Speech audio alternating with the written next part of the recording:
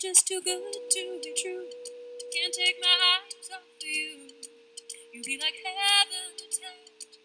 Wanna hold you so much. At long last, love is arrived. Thank God I'm alive. You're just too good to be true. Pardon the way that I stare. Nothing else can compare. The sight of you makes me weak. I can't speak. But if you feel like I feel, come on, baby, and let me know it's real. You're just too good to be true. I love you, baby, and if it's quite alright, I need you, baby, to warm the lonely nights. I love you, baby, trust in me when I say,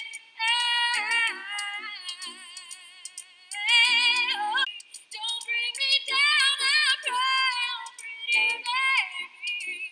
Now that I found you, stay and let me love you, baby.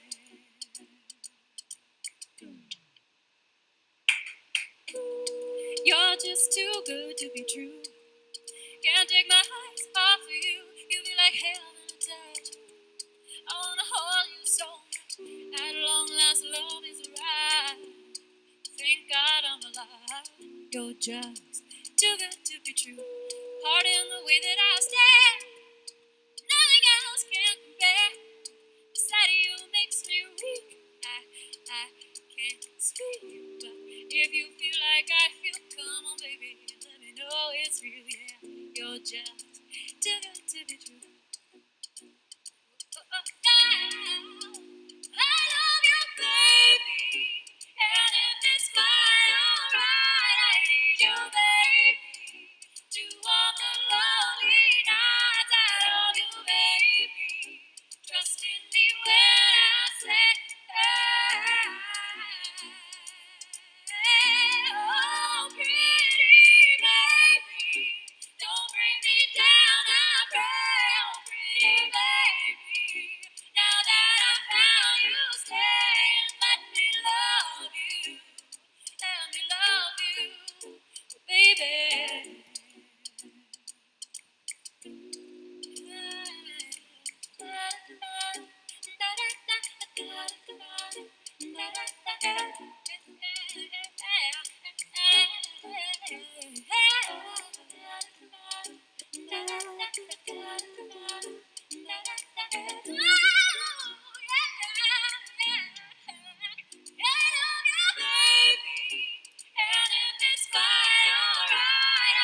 you, baby.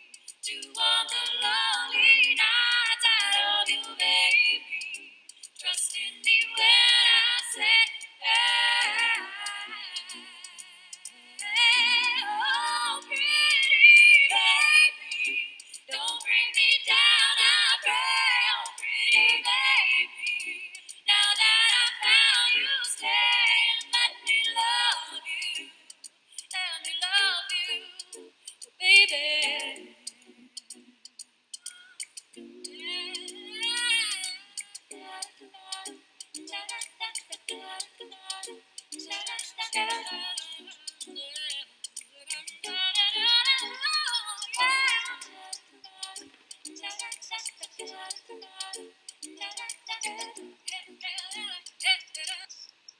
Woo! Baby, and if it's quite alright, I need you, baby. I need you on the lonely nights. I love you, baby. Trust in me when I say,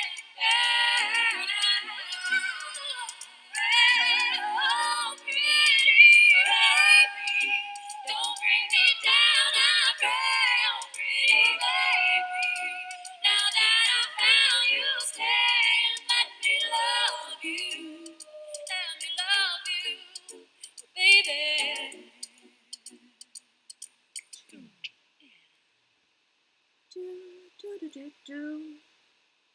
Woo! Bravo! go, Jordana Tolskay. That is awesome. She attended the Album 23 meeting that we just had on the... Okay, here we go. We gotta stop or we're gonna hear another... Finally. Often people see appeasement as part of an asymmetrical relationship. So that we can finally, actually, learn how to play the game of life. That's what we're doing. I'm going live over reading the game of life and how to play it with Laura J. With yours truly. By yours truly. By yours truly. I am Laura J.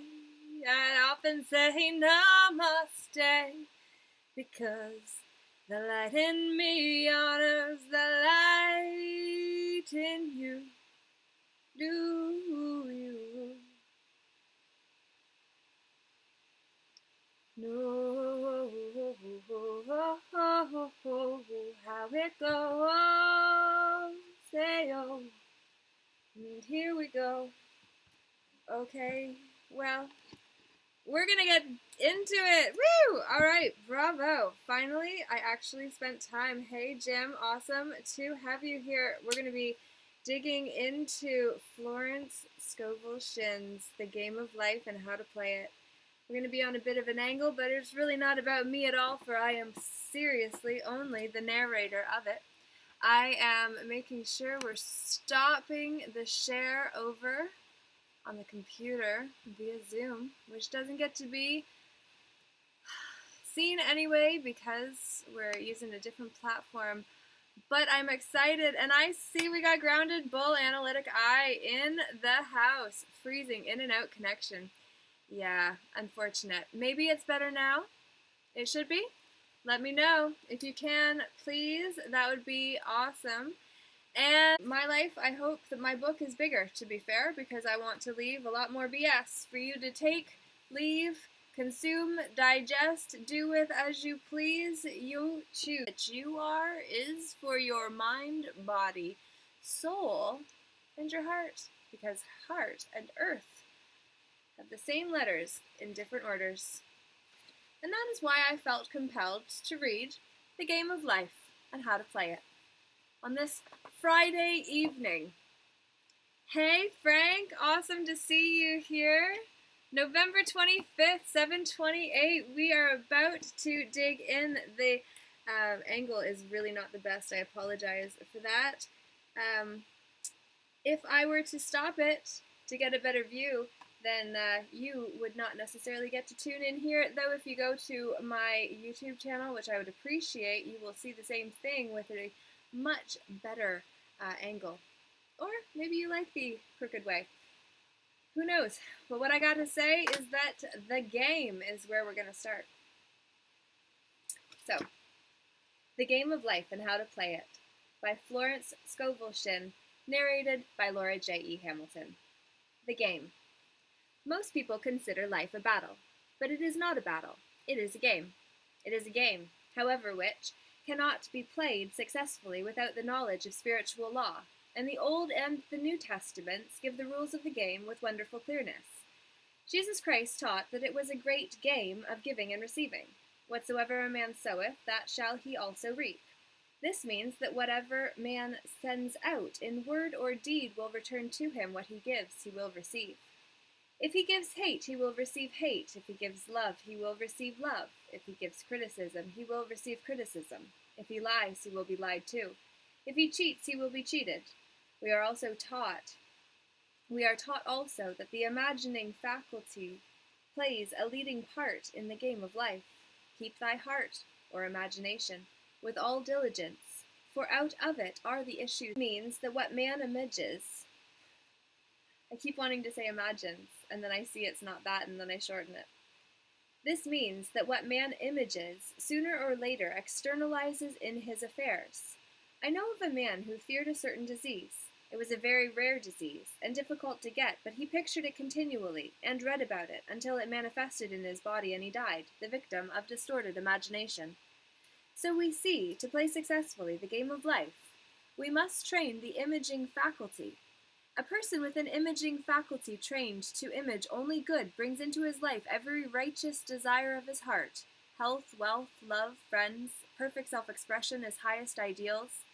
The imagination has been called the scissors of the mind, and it is ever cutting, day by day, the pictures man sees there, and sooner or later he meets his own creations in his outer world. To train the imagination successfully, man must understand the workings of his mind. The Greeks said, "Know thyself." There are 3 departments of the mind: the subconscious, conscious, and superconscious. The subconscious is simply power without direction. It is like steam or electricity, and it does what it is directed to do. It has no power of induction.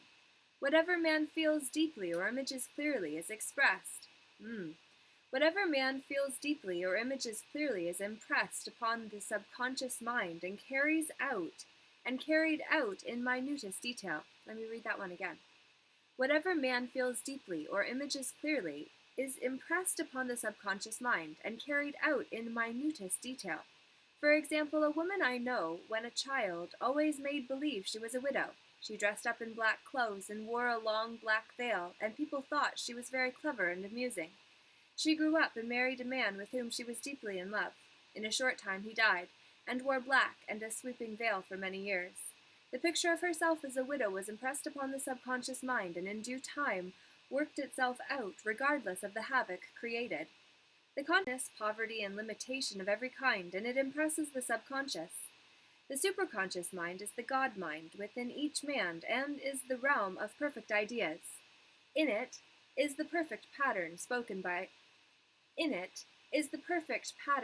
of by Plato, the divine design. For there is a divine design for each person. There is a place that you are to fill and no one else can fill, something you are to do which no one else can do.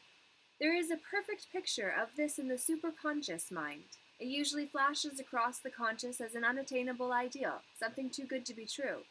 In reality, it is man's true destiny, or destination, flashed to him from the infinite intelligence from which is within himself. Many people, however, are in ignorance of their true destinies and are striving for things and situations which do not belong to them, and would only bring failure and dissatisfaction if attained. For example, a woman came to me and asked me to speak the word that she would marry a certain man with whom she was very much in love. She called him A.B. I replied that this would be a violation of spiritual law, but that I would speak the word for the right man, the divine selection, the man who belonged to her by divine right. I added, if A.B. is the right man, you can't lose him, and if he isn't, you will receive his equivalent. She saw A.B. frequently, but no headway was made in their friendship. One evening she called and said, "Do you know, for the last week, A.B. hasn't seemed so wonderful to me." I replied, "Maybe he is not the divine selection. Another man may be the right one." Soon after that, she met another man who fell in love with her at once, and who said she was his ideal. In fact, he said all the things that she had always wished A.B. would say to her. She remarked it was quite uncanny. She soon returned his love and lost all interest in A.B. This shows the law of substitution. A right idea was substituted for a wrong one. Therefore, there was no loss or sacrifice involved. Jesus Christ said, "Seek ye first the kingdom of God and his righteousness, and all these things shall be added unto you." And he said the kingdom was within man. The kingdom is the realm of right ideas, or the divine pattern. Jesus Christ taught that man's words played a leading part in the game of life. By your words ye are justified, and by your words ye are condemned. Many people have brought disaster into their lives through idle words. For example, a woman sick and tired of things. "I wish I lived in a trunk." And she added, "Today I am living in that trunk." She had spoken herself into a trunk. The subconscious mind has no sense of humor, and people often joke themselves into unhappy experiences. For example, a woman who had a great deal of money joked continually about getting ready for the poorhouse. In a few years, she was almost destitute, having impressed the subconscious mind with a picture of lack and limitation. Fortunately, the law works both ways, and a situation of lack may be changed to one of plenty. For example, a woman came to me one hot summer's day for a treatment for prosperity. She was worn out, dejected, and discouraged. She said she possessed just $8 in the world. I said, "Good, we'll bless the $8 and multiply them as Jesus Christ multiplied the loaves and the fishes, for he taught that every man had the power to bless and to multiply, to heal and to prosper." She said, "What shall I do next?" I replied, "Follow intuition. Have you a hunch to do anything or to go anywhere? Intuition means intuition, or to be taught from within. It is man's unerring guide, and I will deal more fully with its laws in a following chapter." The woman replied, "I don't know. I seem to have a hunch to go home. I've just enough money for car fare." Her home was in a distant city and was one of lack and limitation, and the reasoning mind or intellect would have said, "Stay in New York and get work and make some money." I replied, "Then go home. Never violate a hunch." I spoke the following words for her. Infinite Spirit, open the way for great abundance for her. She is an irresistible magnet for all that belongs to her by divine right. I told her to repeat it continually also. She left for home immediately. In calling on a woman one day, she linked up with an old friend of her family. Through her friend, she received thousands of dollars in a most miraculous way. She has said to me often, "Tell people about the woman who came to you with $8 and a hunch." There is always plenty on man's pathway, but it can only be brought into manifestation through desire, faith, or the spoken word. Jesus Christ brought out clearly that man must make the first move. Ask and it shall be given to you. Seek and ye shall find. Knock and it shall be opened unto you. Matthew 7:7. In the scriptures we read, "Concerning the works of my hands command ye me." Infinite intelligence, God, is ever ready to carry out man's smallest or greatest demands. Every desire, uttered or unexpressed, is a demand. We are often startled by having a wish suddenly fulfilled. For example, one Easter, having seen many beautiful rose trees, she replied, "I hadn't sent you a rose tree, I sent you lilies." The man had mixed the order and sent me a rose tree simply because I had started the law in action and I had to have a rose tree. Nothing stands between man and his highest ideals and every desire of his heart by doubt or fear. Nothing stands between man and his highest ideals and every desire of his heart but his doubt and fear. When man can wish without worrying, every desire will be instantly fulfilled. When man can wish without worrying, every desire will be instantly fulfilled. I will explain more fully in a following chapter the scientific reason for this and how fear must be erased from the consciousness. It is man's only enemy. Fear of lack, fear of failure, fear of sickness, fear of loss, and a feeling of insecurity in some plane. On some plane. Jesus Christ said, "Why are you fearful, O ye of little faith?" Matthew 8:26. See clearly one's good and to obliterate all mental pictures of evil. This must be done by impressing the subconscious mind with the realization of good. A very brilliant man who has attained great success told me he had suddenly erased all fear from his consciousness by reading a sign which hung in a room.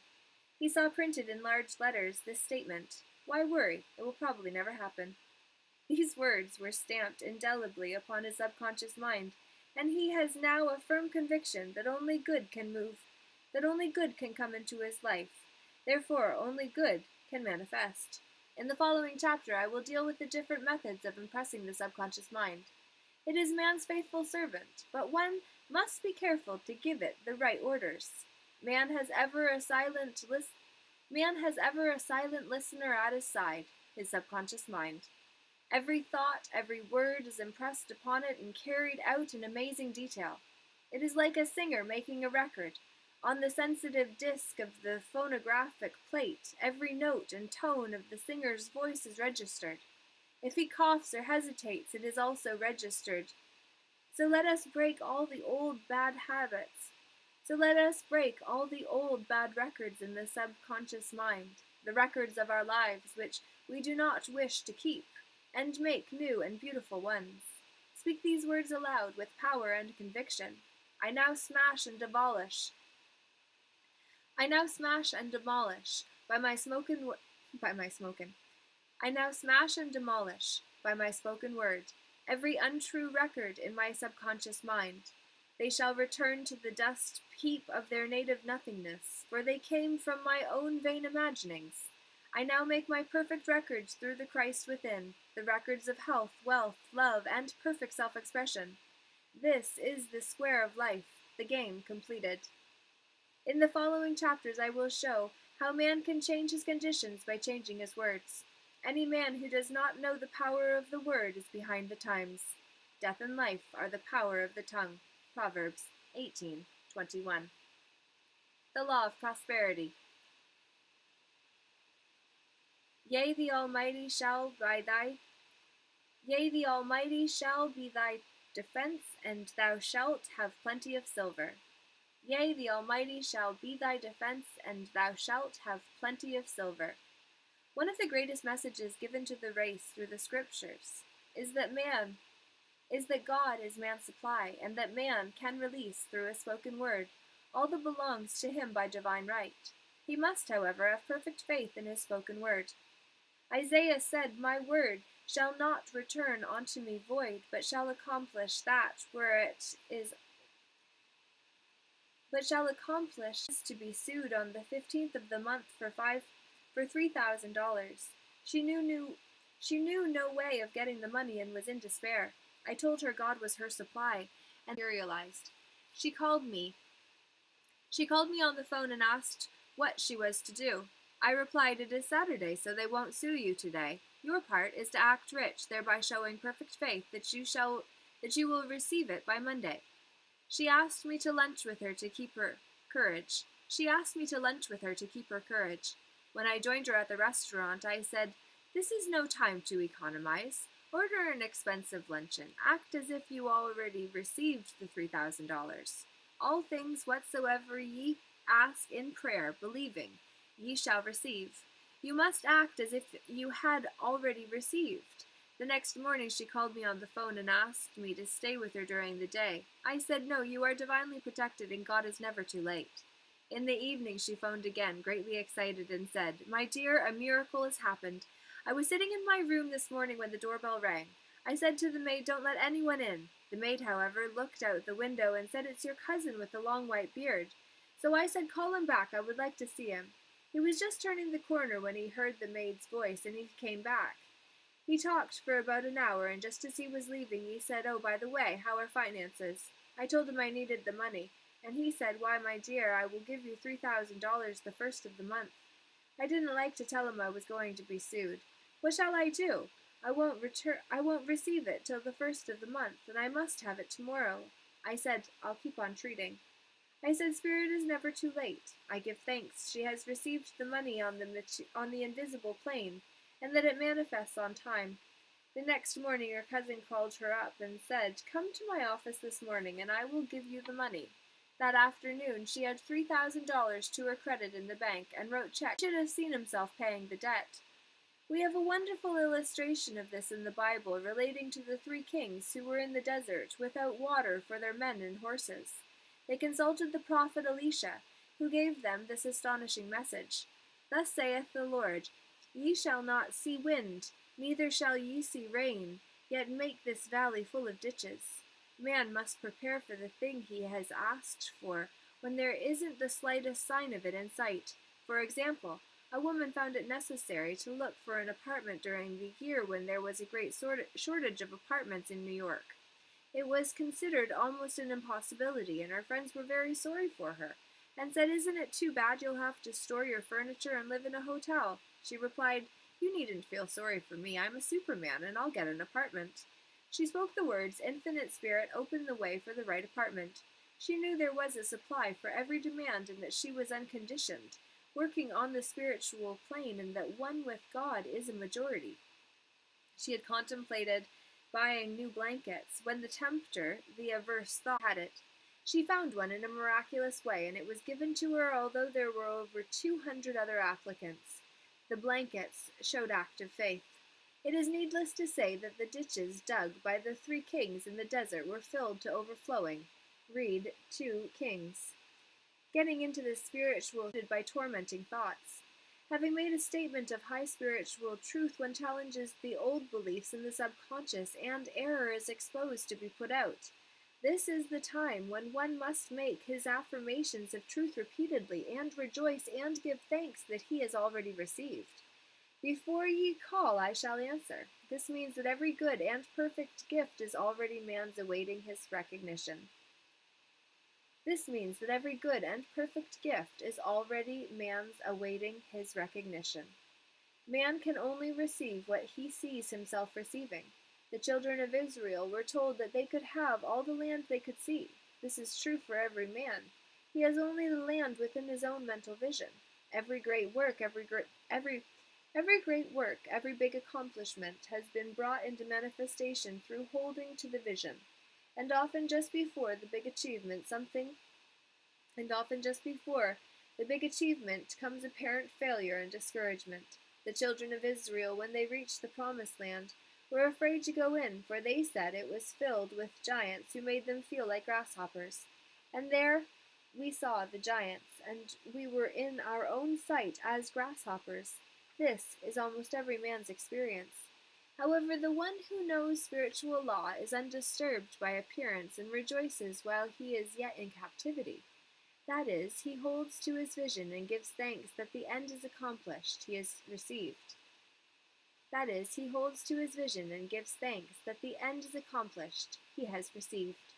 Jesus Christ gave a wonderful example of this.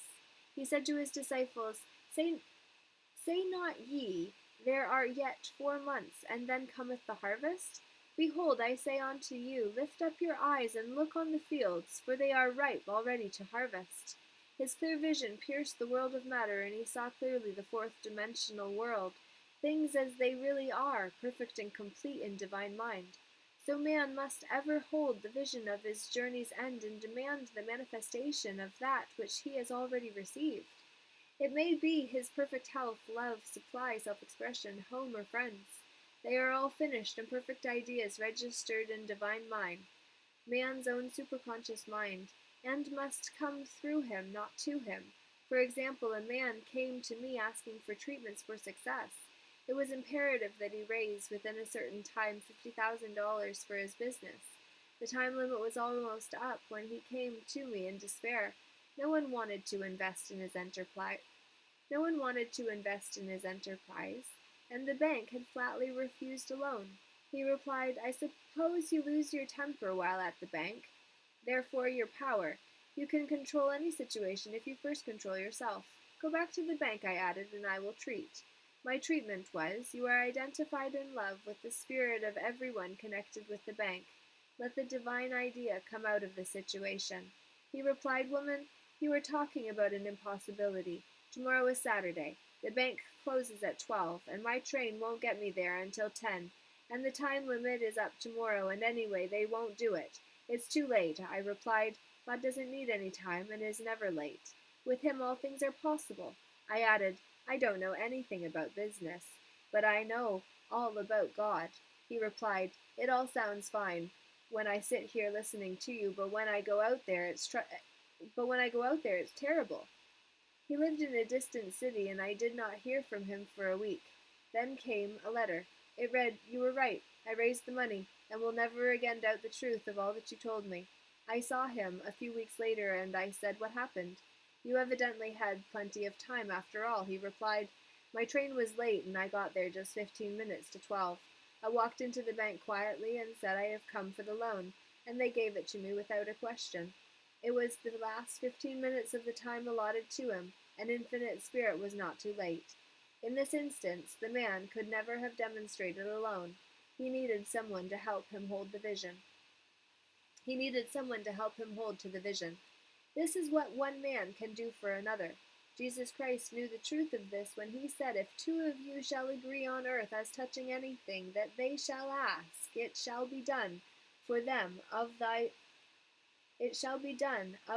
Father. It shall be done for them of my Father, which is in heaven. One gets too close to his own affairs and becomes doubtful and fearful. The friend or healer sees clearly the success, health, or prosperity and never wavers because he is not close to the situation. It is much easier to demonstrate for someone else than for oneself, so a person should not hesitate to ask for help if he feels himself wavering. A keen observer of life once said, "No man can fail. If one A keen observer of life once said, "No man can fail.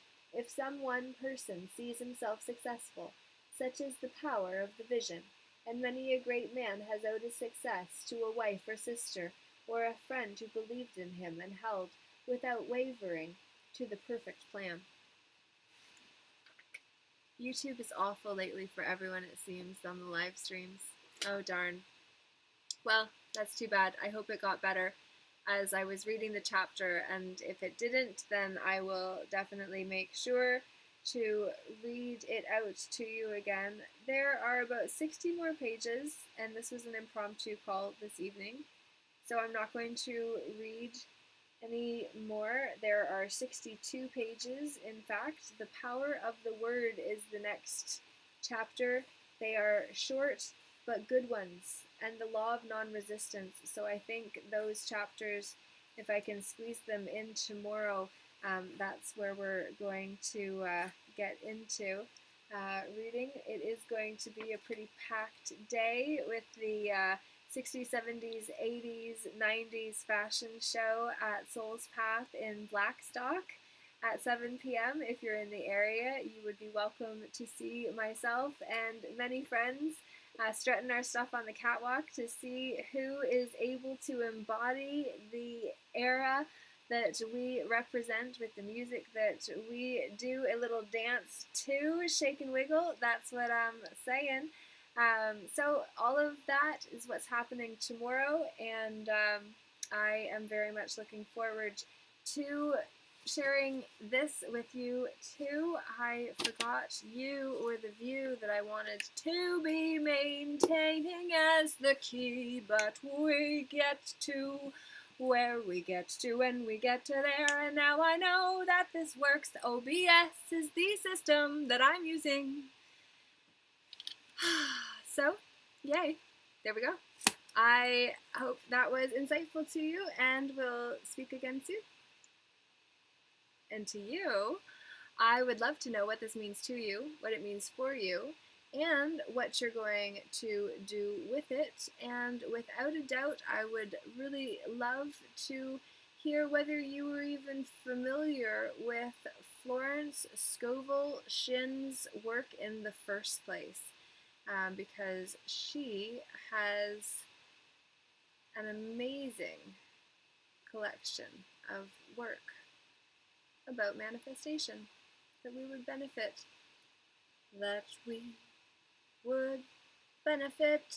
from being aware of now. It's true. Oh, it's true, it's true, it's true, it's true. Ooh, ooh, ooh, ooh, ooh. Do do do do do do do do do do do do do do do do.